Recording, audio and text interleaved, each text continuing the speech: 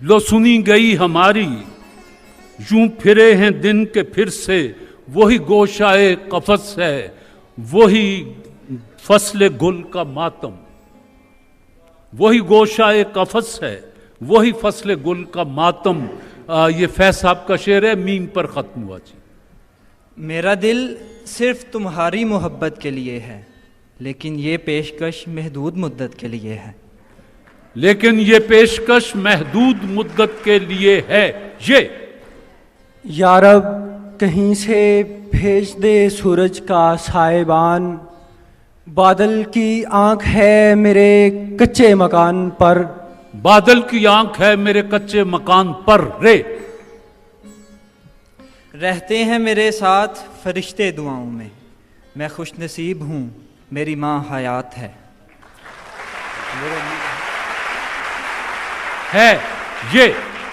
ये चाहा था कि पत्थर बन के जी लूं, सो अंदर से पिघलता जा रहा हूँ। सो अंदर से पिघलता जा रहा हूँ। नून नजरें तो पत्थरों को भी कर जाएं पाश पाश, सज धज के बस्तियों में दिखाई दिया न कर। कर रे रोया है इस कदर के अब आंखें गुलाब हैं, वो शख्स रूठ कर भी नशीला दिखाई दे। ये दौलत भी ले लो, ये शोहरत भी ले लो, अच्छा भले छीन लो मुझसे मेरी जवानी, ठीक मगर है। मुझको लौटा दो बचपन का सावन, वो कागज की कश्ती वो बारिश का पानी। हाँ। ये किस तरह कटेगा कड़ी धूप का सफर, सर पर ख्याल यार की चादर ही ले चलें। सर पर ख्याल यार की चादर ही ले चलें। नून ना इधर उधर की तू बात कर, ये बता के काफिला क्यों लुटा, मुझे रहजनों की खबर नहीं तेरी रहबरी से सवाल है। ये मेरे ज़ब्ते मुसलसल की हदे आखिर थी, उठ गया बज़्म से देखा न गया यार का रक्स। उठ गया बज़्म से देखा न गया यार का रक्स। रक्स स्वाद। सुमीम तुम्हारा माजी एक जादू नगरी है, पीछे मुड़कर देखोगे तो पत्थर के हो जाओगे। पीछे मुड़कर देखोगे तो पत्थर के हो जाओगे। ये कैसा लासानियर के महज़िल ये का शेर। ये कैसा राबिता रखा गया है, मुझे खुद से जुदा रखा गया है। मोहब्बत के बड़े दावे हैं, इकरार ताल्लुक नाम का रखा गया है। अच्छा जी, कोशिश करें कि एक एक शेर ही पढ़ें। ताल्लुक नाम का रखा गया है। ये दस्तूरे जुबामंदी है कैसा तेरी महफिल में, यहाँ तो बात करने को तरसती है जुबां मेरी। ये भी एक रंग है शायद मेरी महरूमी का, कोई हंस दे तो मोहब्बत का गुमा होता है। मोहब्बत का गुमा होता है। ये बात अभी 50-7 बाकी ओपन है सारे, वाइटल जहां जहां है ये। फिर पत्थर इधर आते हैं उधर क्यों नहीं जाते, एक पत्थर इधर आया है तो इस सोच में हूं, मेरी इस शहर में किस किससे शनासाई है। जी ये सर्द रात, ये आवारगी, ये नींद का बोझ, हम अपने शहर में होते तो घर गए होते। हाय हाय, वो शायद अनवर शऊर है कि घर तो ऐसा कहां का था, लेकिन दर बदर हैं तो याद आता है। जी यकीन रखता नहीं हूं मैं किसी कच्चे ताल्लुक पर, जो धागा टूटने वाला हो उसको तोड़ देता हूं। चंगा कर दो, उसको तोड़ देता हूं। नून न जाने बात कहाँ से कहाँ निकल जाती, जो मैं रुका तो रुका दूसरा किनारा भी, तो रुका दूसरा किनारा भी। ये खला है अर्शे बरी नहीं, कहाँ पाँव रखूं जमी नहीं, तेरे दर पे सजदे का शौक है, जो यहाँ नहीं तो कहीं नहीं। जो यहां नहीं तो कहीं नहीं, नून। ना मिलाकर उदास लोगों से हुस्न तेरा बिखर न जाए कहीं। न मिलाकर उदास लोगों से हुस्न तेरा बिखर न जाए कहीं, नून। नहीं उसका इरादा ही नहीं है याद रखने का, कराऊं याद उसको वो दोबारा भूल जाता है। कमाल है, वो दोबारा भूल जाता है। ये दाग दाग उजाला, ये शब गजीदा सहर, वो इंतज़ार था जिसका ये वो सहर तो नहीं। ना चाहत के जज्बात अलग, न खुशियों के लम्हात अलग, थी सारी बात लकीरों की, तेरे हाथ अलग मेरे हाथ अलग। तेरे हाथ अलग मेरे हाथ अलग, गाफ। गिला किया ही नहीं किश्ते जां उजड़ने का, कि जैसे मुझको यकीन था तेरे बिछड़ने का। कि जैसे मुझको यकीन था तेरे बिछड़ने का। बस जी, जो वक्त आप दोस्तों के लिए मखसूस किया गया था वो तमाम हुआ। जज साहिबान अपना फैसला मरतब कर लें, लेकिन फैसले से पहले दोनों जजों से गुजारिश है कि वो अपना कलाम पहले सुनाएंगे, फैसला बाद में। जी तशरीफ लाएं जनाब हुसैन शाद और डॉक्टर सुगरा सदफ।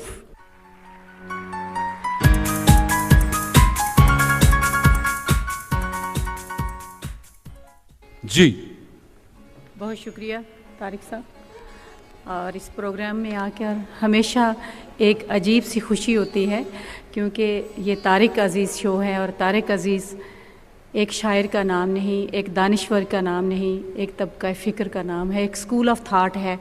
हमने बहुत सीखा इनसे, इनकी गुफ्तगू से, इनके अशार से। अल्लाह इन्हें सलामत रखे। और अभी ये कह रहे थे कि हम पुराने हो गए। तारिक साहब शायद पाकिस्तान में वो वाहिद हस्ती हैं कि जो अभी तक एक हीरो के तौर पर जाने जाते हैं और लोग इनसे मोहब्बत करते हैं।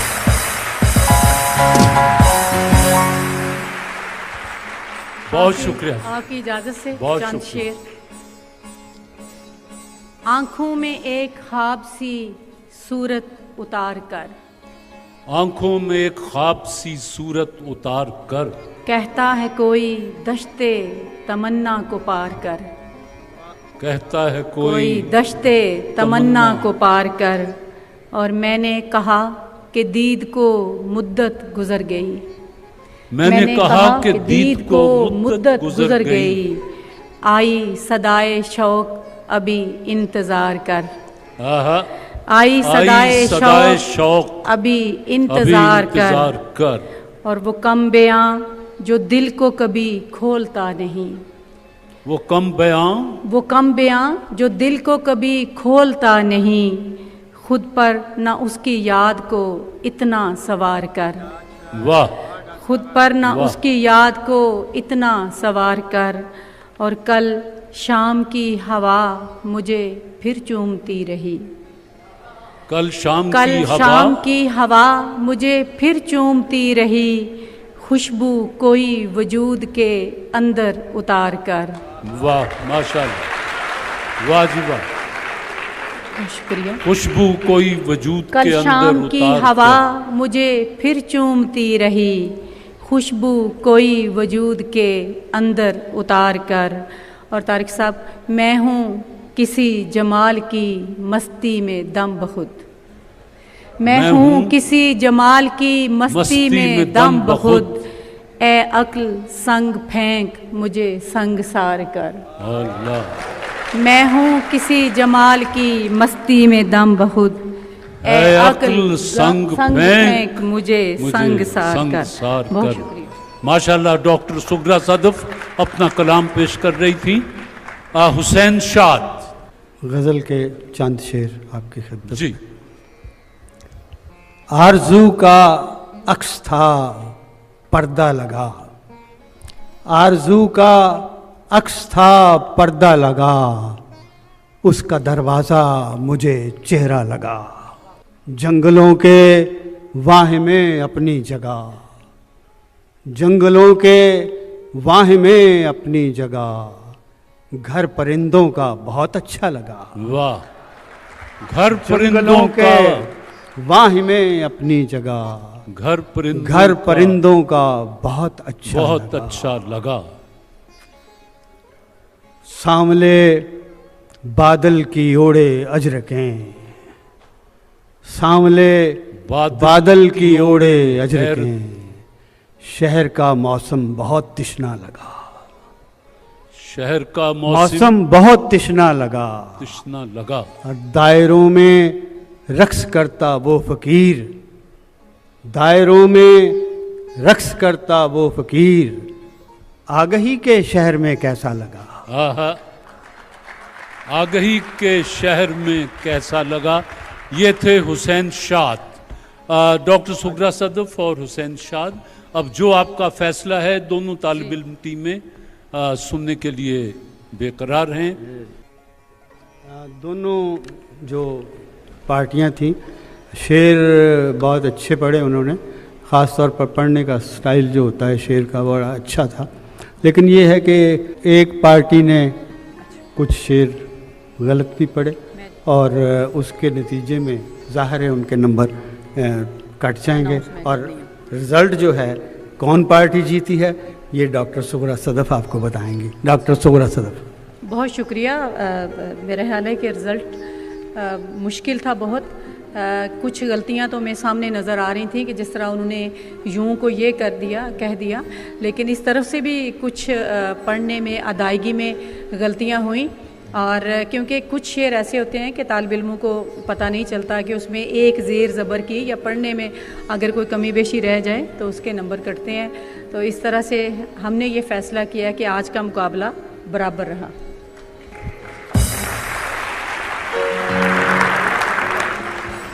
हुसैन शाद और डॉक्टर सुगरा सदफ की मौजूदगी में कि आज दोनों जज थे, इनके फैसले के मुताबिक आज का मुकाबला बराबर है। अब आपको फिर टकराना है नए अज़्म के साथ, नए अशार के साथ, नए इरादे के साथ। आप मेहमान हैं लासानियर के महज़िल के, उनके तोहफे कैश किताब आपके सामने, इनसे सवाल जवाब कर लेते हैं। आप दोनों मेहमान हैं शरबत फौलाद इरफानी के। कहते हैं कि 63 साल से लाखों का आजमूदा चेहरे की रंगत को निखारता है शरबत फौलाद इरफानी, जिसका कोई नहीं सानी, Irfan pharmacy private limited Okara. और आप मेहमान हैं सूजो एडवेंचर पार्क मरी के। Fun for everyone, Sozo adventure park Murree. आना आसान, जाना मुश्किल। Sozo adventure park, lower Topa, Murree. जी, आपकी इजाजत से साहब को जरा बाहर भेज दूं। जी सर। ठीक है जी, जाइए जी। और इन्हें वहां तक ले जाएं जहां तक मेरी आवाज इनके कानों से न टकराए। पहले तो हलफ उठाए ना, जो कहूंगी सच कहूंगी, सच के अलावा कुछ नहीं कहना। जी, जो कहूंगी, सच के अलावा कुछ नहीं कहूंगी। अब मेरा पहला सवाल है कि क्या साहब ने आपको एक अच्छा सा मोबाइल फोन लेकर दिया हुआ है और दिन में कितनी ये लंबी लंबी कॉलें आपसे करते हैं? नहीं दिया हुआ, काम पे जाते हैं, टाइम पे घर आ जाते हैं। आपको टेलीफोन लेकर नहीं दिया हुआ? नहीं। अच्छा, और तो कॉलें भी कहीं से किसी का फोन उठा के मिला के कॉल पर, फोन ही नहीं तो करेंगे किसको? ऑलरेडी है मेरे पास सेल फोन। ऑलरेडी है? हाँ जी। ये बताएं कि आपसे कितनी लंबी लंबी कॉलें करते हैं, कितनी अंदाजन? सर काम पे जाते हैं, हाँ, जो कोई काम हो तो ही कॉल करते हैं, अदरवाइज वो टाइम पे घर आ जाते हैं। यानी घर से जब चले जाते हैं तो फिर शाम को ही वापस आते हैं, दिन में आपसे कोई राब्ता नहीं रखते? सर कॉल नहीं करते, चैटिंग कर लेते हैं मैसेजेस वगैरह के। कोई कॉल नहीं करते। खैर से कितना अरसा हो गया शादी को? 144 days. English medium 144 days.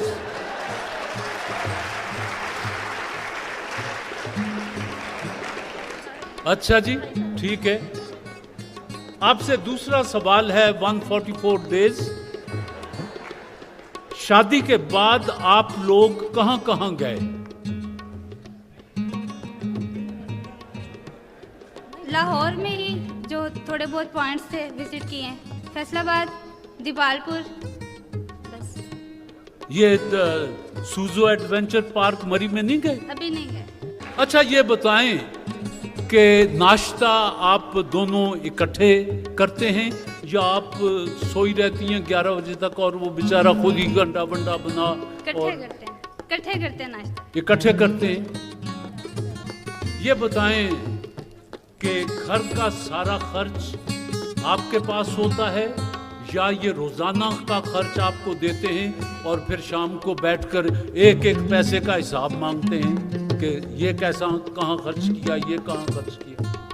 Sir, हम जॉइंट फैमिली में हैं, तो जो मेरी सास हैं उनको दे दिया जाता है 1 माह का इकट्ठा, और बाकी जो मुझे चाहिए होते हैं वो मुझे दे देते हैं। यानी जॉइंट फैमिली है तो बड़ी अम्मा का हुक्म चलता है, आपके हाथ में कख नहीं? नहीं, मेरे हाथ में सारा कुछ है, लेकिन वो कहने को सारा कुछ है ना, लेकिन बात तो सास साहिबा की चलती है और अच्छी बात है, उनकी इज्जत करनी चाहिए, बुजुर्ग लोग होते हैं। वैसे आपकी सास की बनती है?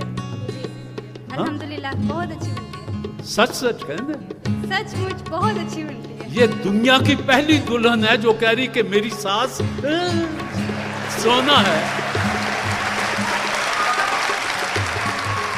अच्छा जी, अल्लाह सबको ऐसी सासें दे, हम दुआ करते हैं। अच्छा, ये बताएं कि ये जो आपकी सास से तो बड़ी अच्छी बनती है, ये साहब की तबीयत लड़ाका लड़ाका है या हंसमुख से है? बहुत जोली है, फनी है। अच्छा, अगर आपसे शीशे का कोई बर्तन टूट जाए तो ये गुस्से में आ जाते हैं या कहते हैं कि व्हाट अ म्यूजिक? कोई बात नहीं, परेशान क्यों हो गई हो, कुछ नहीं होता। जी बुलाएं जरा जी। शरबत फौलाद इरफानी के मेहमान, जो कहना है सच कहना है, सच के अलावा कुछ नहीं कहना है। जो कहना है सच कहना है, सच के अलावा कुछ नहीं कहना। जी शाबाश, बड़ी मेहरबानी। ये बताएं कि आपकी शादी को कितना अरसा हो गया? हमारी शादी को 144 डेज हुई। 144 डेज, इंग्लिश मीडियम।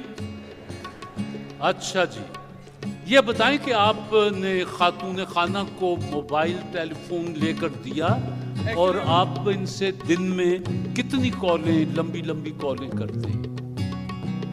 इनको मोबाइल इनके पास पहले ही प्यारा था, जिसकी वजह से मैंने लेकर नहीं दिया। अच्छा। और कॉल वगैरह बहुत थोड़ी, कोई काम वगैरह हो जाए या कोई बाहर में अगर काम पे हो तो पीछे कॉल कर लेता हूं।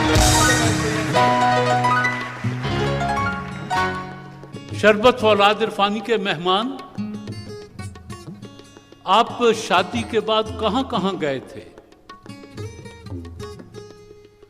शादी के बाद सबसे पहले मैं अपने दादा और दादी अम्मी के पास गया दीपालपुर में, जहाँ पे जाके मैंने 3 से 4 दिन वहाँ पे स्टे किया, और उसके बाद फिर हमने लाहौर का काफ़ी विजिट किए, और इंशाअल्लाह ताला कमिंग सीजन में हम मरी जाने के लिए।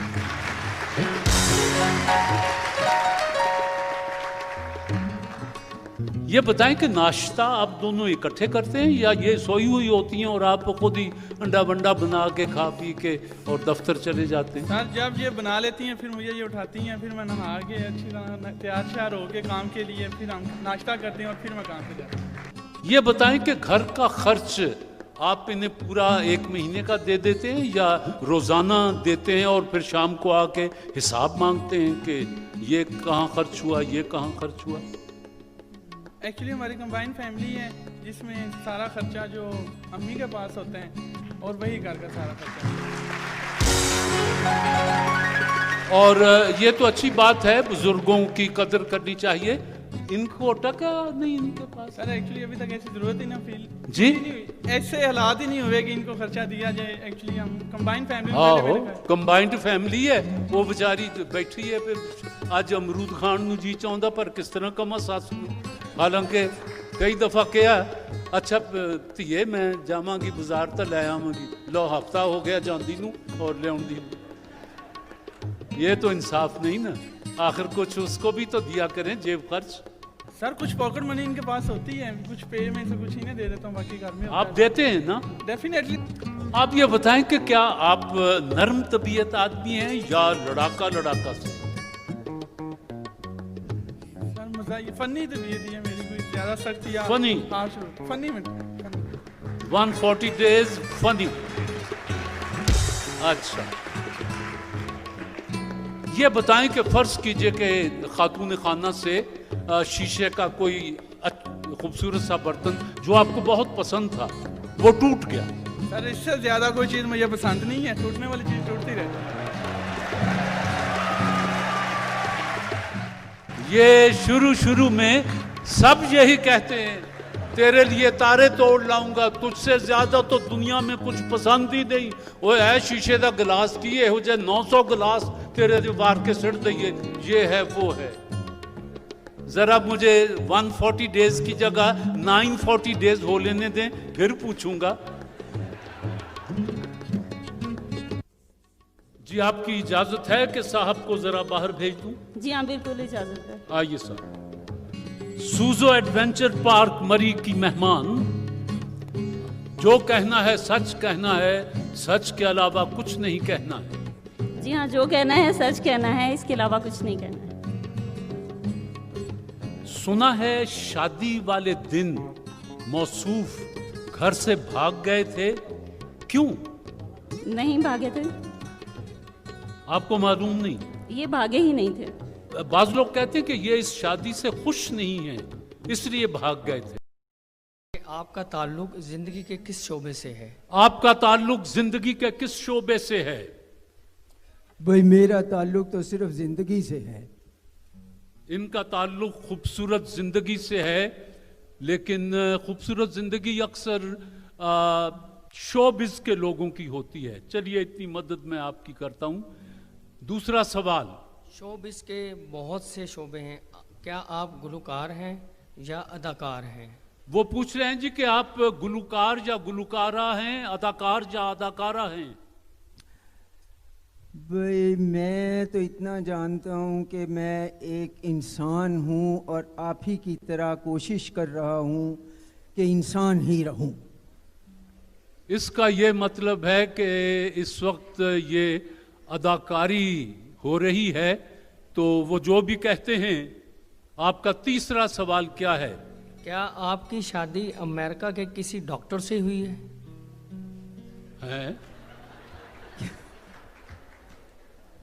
क्या कहा आपने पूछ रहे हैं कि क्या आपकी शादी अमेरिका के किसी डॉक्टर से हुई है अब वो लेडी डॉक्टर या डॉक्टर नहीं वो तो सुना है कि वो कोई अदाकारा रीमा है उसकी शादी उससे हुई है हाँ अदाकारा रीमा की हुई है इनकी नहीं जी मौलवी साहब माइक्रोफोन ले लें मेरा नाम हाफिज मोहम्मद उमर है मेरा आपसे पहला सवाल ये है आपको हम सीनियर अदाकार कह सकते हैं या आपका शुमार नए अदाकारों में होता है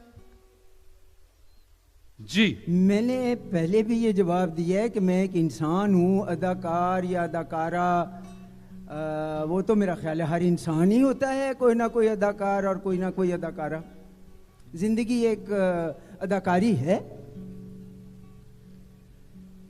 क्या आप अपनी साथी हीरोइन का नाम ले सकते हैं जो आपके साथ काम करती रही हैं मेरे साथ जी हाँ आपके साथ बाकी जो काम करते रहे हैं अदाकार या अदाकाराएं देखिए मैंने जैसे कहा है कि ज़िंदगी एक लंबा सफ़र है उसमें बहुत से अदाकार भी होते हैं अदाकाराएं भी होती हैं जब इंसान खुद एक अदाकार की तरह ज़िंदगी गुजारता है तो उसको आप अदाकार कहेंगे बल्कि मैं तो कहूँगी कि ज़िंदगी एक अदाकारी है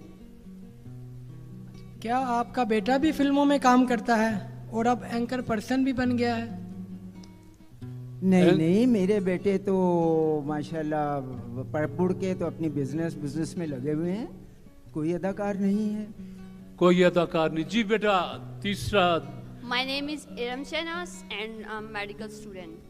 सबसे पहला मेरा आपसे क्वेश्चन ये है, आपकी उम्र कितनी है? अरे खवातीन से या मर्दों से उम्रें नहीं पूछा करते। मुझे समझ नहीं आई। आपकी उम्र कितनी है? एज? मेरी उम्र? जी आपकी। मैं आपसे आपकी उम्र पूछूं तो आप बताएंगे? जी श्योर बताऊंगी। अच्छा चलें फिर, मैं भी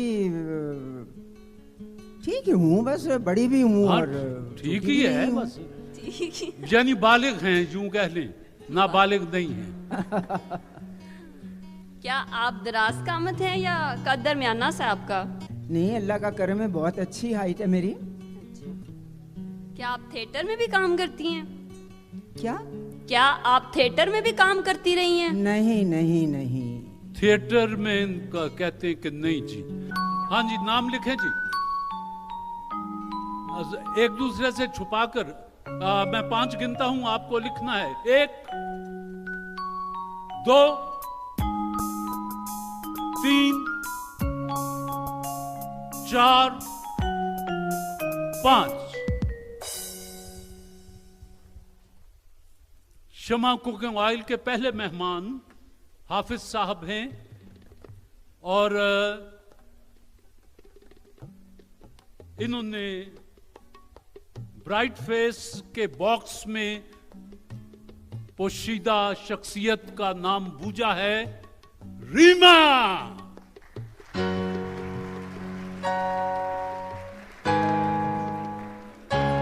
ये ताली इनकी मुजम्मत में है या शाबाश में है? अच्छा जी, दूसरे दोस्त स्कूल टीचर हैं और मेरी तीसरी मेहमान मेडिकल की तालिबा हैं। इन्होंने कहा शफकत अली।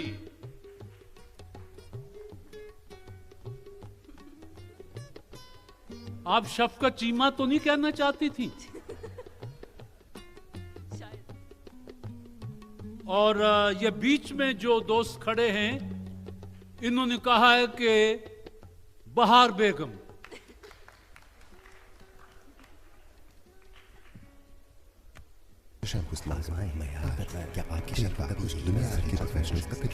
कई दावे, कई कोशिशें, लेकिन कोई भी शैम्पू खुश्की के खात्मे में नंबर 1 से नहीं जीत सका। रहे 100% तक खुश्की से पाक दुनिया के नंबर 1 हेड एंड शोल्डर्स के साथ। वो पहली फिल्म कौन सी थी? मेरी पहली फिल्म पंजाबी की थी चंद माही। चंद माही 1956 56 में तो क्या चंद माही होगा जी। तो पहले तो कुछ साल समझ नहीं आई कि ये क्या हो रहा है, कैसे हो रहा है। मैंने कभी ज़िंदगी में तसव्वुर नहीं किया था, सोचना तो बहुत दूर की बात कि मैं फिल्म एक्टर बनूंगी या कुछ है। एनीवे, जब थोड़ी सी समझ आई तो ये तहैया कर लिया कि अब यहाँ आए हैं तो कुछ करके ही जाएंगे। और फिर वो सफ़र बहुत खूबसूरत, बहुत अच्छा। लोग कहते हैं एकेडमीज़ नहीं है, हम लोगों ने जिनसे स्टार्ट लिया वो बहुत बड़ी एकेडमीज़ थी, यूनिवर्सिटीज़ थी। चलते चलते चलते आज आपके सामने खड़ी हूँ और मैं सबसे पहले अपने अवाम की बहुत मशकूर हूँ जिन्होंने मुझे इतने साल बर्दाश्त किया।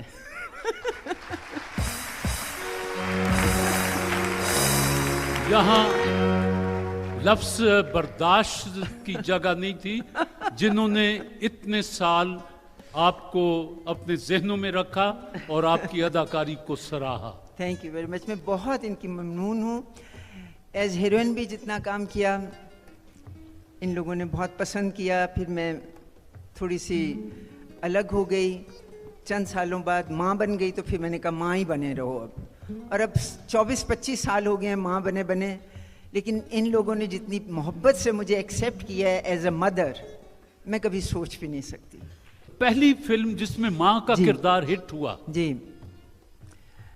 वो समवेयर 75 या 76 में माँ ते कानून, वही डार साहब मरहूम उसके डायरेक्टर थे। और टाइटल प्ले उन्होंने मुझे दे दिया 9 साल के गैप के बाद। तो मैं कुछ बहुत घबराई भी थी, लेकिन कहते हैं कि डायरेक्टर जो होता है वो कैप्टन ऑफ द शिप होता है। हम लोग तो हमेशा से यही समझते रहे हैं, आज ये चीज़ सिर्फ कही जाती है, समझी नहीं जाती। उन्होंने मुझे कहा कि बीबी तेरा अगर साइलेंट शॉट है पहले तो मैं वही लूँगा, तो ग्रेजुअली आगे आगे चलते जाएंगे तो तुम्हें महसूस भी नहीं होगा कि तुम गैप के बाद आई हो। और उन्होंने ऐसा ही किया और अल्लाह के बाद उनकी कोशिशों से आज मैं यहाँ खड़ी हूँ। अच्छा, ये बताएं कि एक वक्त था कि क्या अरूज था पाकिस्तान फिल्म पर, आपकी उस वक्त की साथी हीरोइंस का कुछ नाम आप लेंगी कि इन्हें याद आ जाए कि वो भी थी वो भी थी? बहुत सारी थी। मेरी जो सीनियर्स थी उनमें शेर फरिश्त तो भाभी सबिया थी, मुसरत नज़ीर थी जी, एक काफ़ी नैयर भी थी, नैयर सुल्ताना जी हाँ, शमीमारा थी, लेकिन वो मुझसे सिर्फ एक फिल्म जूनियर थी, सीनियर उस तरह नहीं मैं कहूँगी। उसकी भी 56 में पिक्चर रिलीज़ हुई थी, मेरी भी 56 में हुई थी। फ़र्क इतना है कि मेरी पिक्चर पहले रिलीज़ हुई, उसका कुछ 2-4 महीने के बाद हुई। अच्छा, ये तो वो नाम हैं जो अपनी अपनी जगह अपने वक्त बहुत में नाम, बहुत बड़े नाम रहे। जी। आपको हीरो कौन अच्छा लगता था उस जमाने के हीरोज में से? देखें जी, सबसे ज़्यादा काम मैंने मरहूम असलम परवेज़ के साथ किया, बल्कि मेरी पहली पिक्चर ही उनके साथ थी। जी जी। और उस वक्त असलम जी बहुत बहुत काम कर रहे थे, तो इसलिए मोस्टली मेरा काम उनके साथ ही होता रहा। साथ में एजाज साहब भी ऐड हो गए, हबीब साहब भी ऐड हो गए, बहुत से लोग और आ गए जो कर रहे थे ऑलरेडी काम। जब आप एक सफ़र पे निकलते हैं तो ऑब्वियस है रास्ते में चेंज होते रहते हैं, मुसाफिर मिलते रहते हैं, चलते जाते हैं। हाँ जी, वो मैं आधा सवाल हो गया कि हीरोज में तारिक अजीज के अलावा आपको और कौन कौन सा पसंद था? तारिक अजीज मुझे पसंद जब आया ना तारिक अजीज की अपनी एक पर्सनैलिटी है, इसलिए मैं उनको एज हीरो नहीं पसंद करती, मैं वैसे उनको बहुत पसंद करती हूँ। आपकी जो वे ऑफ टॉकिंग, आपका जो नॉलेज, आपने बहुत सी फिल्मों में आपने भी काम किया है। यार ताली बजा दो, मुझे पसंद किया है।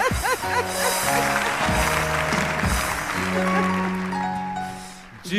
ये वाकई ये ज्यादती थी ताली ना बजा के, इतनी फिल्मों में इन्होंने काम किया। ये अलग बात है कि इत्तेफाक से मैं उन फिल्मों में नहीं थी जिनमें इन्होंने काम किया, लेकिन बहरहाल आर्टिस्ट कभी छुप नहीं सकता।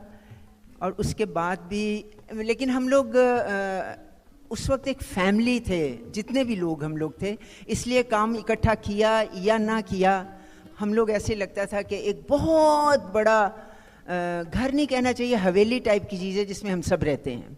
अच्छा बहार बेगम, ये पूछना है ज़वाल के क्या असबाब हैं? 2 लफ्ज़ों में ये कहना चाहूँगी कि पहले काम को काम समझ के किया जाता था, आज काम को दौलत समझ के किया जाता है कि नोट आ जाए काम की खैर है। तो ये चीज़ ने हमें बहुत बहुत डैमेज किया है। यानी तराजू के एक पलड़े में दौलत जी और एक में फन जी, तो यार लोग दौलत की तरफ चले गए, किसी ने परवाह नहीं की कि ये काम करना चाहिए या नहीं करना चाहिए। देखिए ना, हम लोगों ने तराजू के जिस तरफ फन था वो आपके सामने खड़े हैं और बहुत से हैं ऐसे। हम लोगों को आप लोगों ने इसीलिए प्यार दिया कि हमने काम किया, अच्छी पिक्चरें बनाई, सब कुछ किया। अब जो भी हो रहा है वो कमर्शियल हो रहा है, तो कमर्शलिज्म में फन नहीं होता।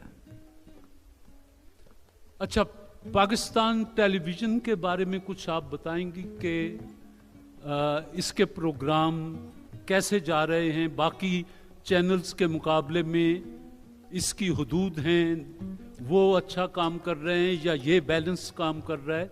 क्योंकि आपका तजुर्बा तो बहरहाल अब एक जी। मुझे अगर छोटा सा एतराज़ है तो अपने चैनल्स पे ये है कि ये इंडियन प्रोग्राम्स क्यों दिखाते हैं जबकि हमारे अपने प्रोग्राम अब इतने खूबसूरत, इतने अच्छे, इवन सीरियल्स जो हैं वो भी इतनी अच्छी अब हो गई हैं, तो ये बार बार इंडियन प्रोग्राम्स क्यों दिखाते हैं? मुझे ये एक शिकवा है। ये शिकवा तो पाकिस्तान के 19 करोड़ में से 18.5 करोड़ लोगों को होगा कि जब तक हिंदुस्तान से आपके ताल्लुकात नॉर्मल नहीं होते, जब तक कश्मीर का मसला हल नहीं होता, सर क्रीक का मसला हल नहीं होता, सियाचिन का मसला हल नहीं होता, आप कैसे उनकी सकाफत को अपने घरों में दाखिल होने की इजाजत दे सकते हैं? एग्जैक्टली।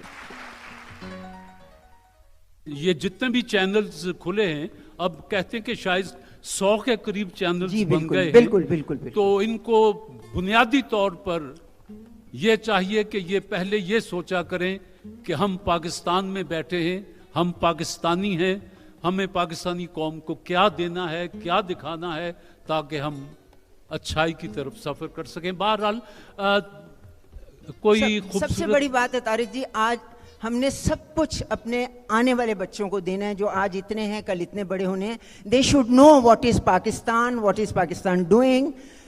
हमें तो हमारे बड़ों ने दे दिया पाकिस्तान, हम इनको क्या दे रहे हैं? बिल्कुल सही बात है, कुछ भी नहीं। कोई अच्छा सा शेर सुनाए। मुझे मोहब्बत नहीं वहशत ही सही, मेरी वहशत तेरी शोहरत ही सही, कता कीजिए ना ताल्लुक हमसे, और कुछ नहीं तो अदावत ही सही। हाँ, वो पहले मिसरे में गालिब ने कुछ और थोड़ा सा कहा हुआ है, वो बहरहाल अच्छा है। कता कीजिए ना ताल्लुक हमसे, सही बात है। बहार हम आपकी मज़ीद खुशियों और मज़ीद फ़न के लिए, आपकी कोशिशों और काविशों के लिए दुआ गो रहेंगे। थैंक यू वेरी और आते जाते रहा करो साहब, आने जाने में हर्ज ही क्या है। तो जब कभी आपका शुक्रिया कि हम आपको बुलाते हैं तो आप तशरीफ लाती हैं। मैं ना नहीं कर, आप लोगों को नहीं ना कर सकती। जाते जाते एक छोटी सी बात बता जाऊं कि सैयद नूर साहब ने एक फिल्म शुरू की है और मैं 6 साल के बाद वो फिल्म कर रही हूँ, एंड दैट इज शरीका। आपका बहुत शुक्रिया और हम दुआ करेंगे कि आपकी ये फिल्म भी कामयाब रहे। आप हमारी मेहमान हैं ब्राइट फेस वाइटनिंग क्रीम की। उन्होंने आपके लिए कैश, किताब और फूल भेजे हैं, ये आपके साथ जाएंगे। Thank you very much, so sweet of them.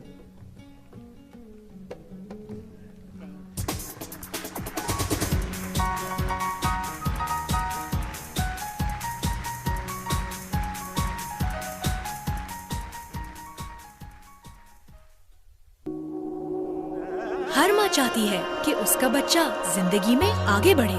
Doctors कहते हैं कि पाकिस्तान में हर दूसरा बच्चा आयरन की कमी का शिकार है, जिससे वो थके थके रहते हैं। यार आज मैं फिर बहुत थक गया। मैं भी। अच्छा, मैं तो नहीं थका, मैंने सिर्फ पढ़ना नहीं, पोजीशन भी लेनी है। मैं अपने बच्चे में किसी चीज की कमी नहीं होने दूंगी, इसीलिए मुझे भरोसा है नेस्ले बुनियाद पे। खुले दूध के मुकाबले में नेस्ले बुनियाद है आयरन की ताकत से भरपूर, जो बढ़ते बच्चों को कमजोरी से